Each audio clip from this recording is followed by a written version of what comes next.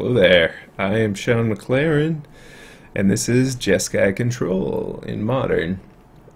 So this is inspired by my Pro Tour winning deck list from Born of the Gods, Pro Tour Born of the Gods. Kind of the same general strategy with some sweet new cards from Ixalan.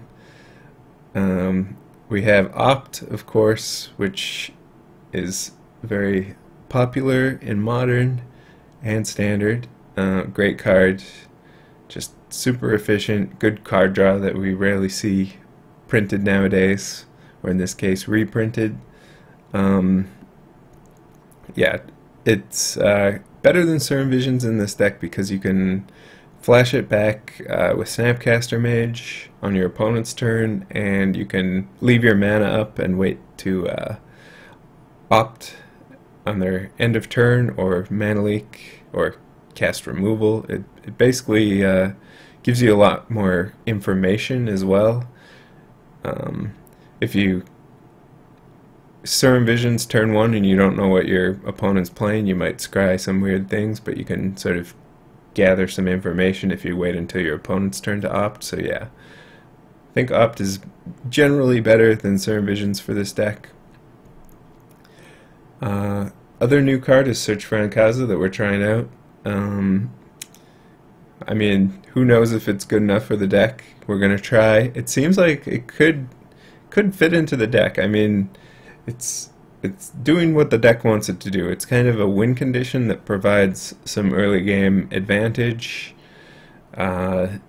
Its sort of scry effect is pretty good in the early game. If you just play it on turn 2, you're going to get some value. Fixing your draw steps, making sure you hit your land drops if that's what you need, making sure you find your counter magic if that's what you need. And then once Search for Azcanta flips into the Sunken Ruin, it becomes a late game card advantage engine. Just every turn you can activate it and dig for nearly every card in your deck that isn't Snapcaster Mage or a land. And yeah, that should provide you enough advantage in the late game. Other nice thing is it just flips into a blue source, which is great with Cryptic Command.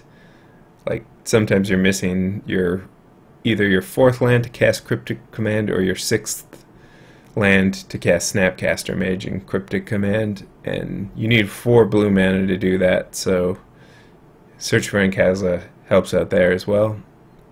So yeah, I'm kind of excited about this card. We'll see though. I mean, who knows?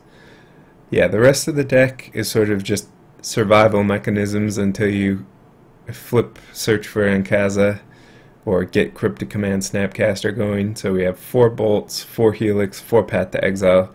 So, I mean, we really want to play against creature decks. Any decks that are winning through creature damage should be pretty good for us. Probably not as good against the combo and control decks, like the big mana decks.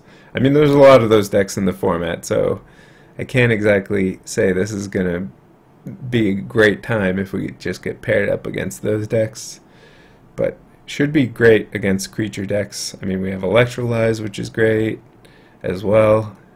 Just massive advantage, like crushes Affinity or anything along those lines. We do have some counter magic though, some 2 mana leaks, 2 remands, 2 logic knots for our 2-drop counters. So kind of a versatile suite of counters that are going to be pretty good against those combo and control decks. And then of course Cryptic Command, which is our top end and sort of the Mac Daddy of counter magic. Yeah, so kind of a good setup if you ask me. Looks nice. This looks like a nice deck to me. Mana base is pretty standard. Spire Bluff Canal seems pretty good when you have bolts and opts. 3 colonnades also for closing out the game. Like at a certain point, we're just probably burning our opponent out. After we've activated Search for Ancasa, we just have 7 cards. We've cast Sphinx's Revelation. We've flashback Sphinx's Revelation with Snapcaster. Then we just leisurely burn our opponent out with Lightning Bolts and Lightning Helixes. So kind of like a very slow burn deck, sort of. Alright, so that's the main deck.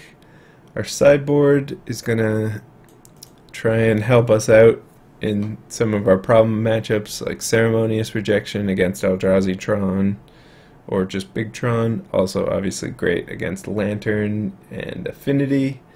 Relic for the graveyard matchups, also good against Tarmogoyf. You can electrolyze a Tarmogoyf and then crack Relic and it kills it, which is kind of nice. Engineered Explosives, great against Lantern, great against Affinity. Maybe a little bit of overkill against the permanent decks. Could see some more counter magic in here, but that's why we have another Logic Knot. Also Stony Silence for Affinity and Lantern. And of course Wear Tear, also great against Affinity and Lantern.